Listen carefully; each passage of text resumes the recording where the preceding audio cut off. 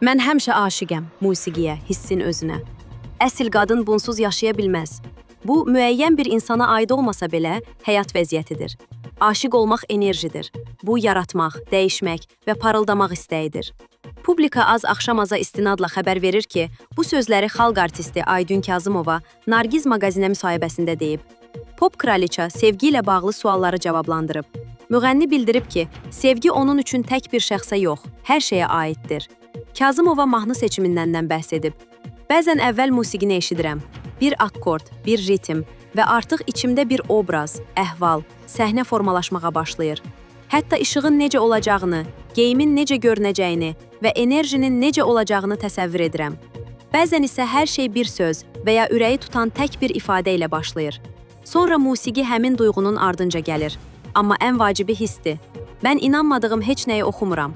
Əgər mahnı mənə toxunmursa, o tamaşaçıya da çatmaz. Buna görə başlanğıc nöqtəsi həmişə emosiyadır. Yalnız bundan sonra musiqi və sözlər bir-birini tapır. Səhnə geyimlərindən danışan ölkənin əsas ulduzu. Sevmədiyim heç bir səhnə geyimim yoxdur. Hər səhnə obrazı bir hekayədir, xatirədir, emosiyadır.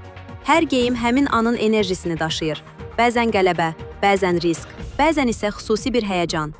Mən onlara laqeyd qala bilmərəm, çünki kostyumlarım da mənim hekayəmin bir hissəsidir, sözlərini əlavə edib.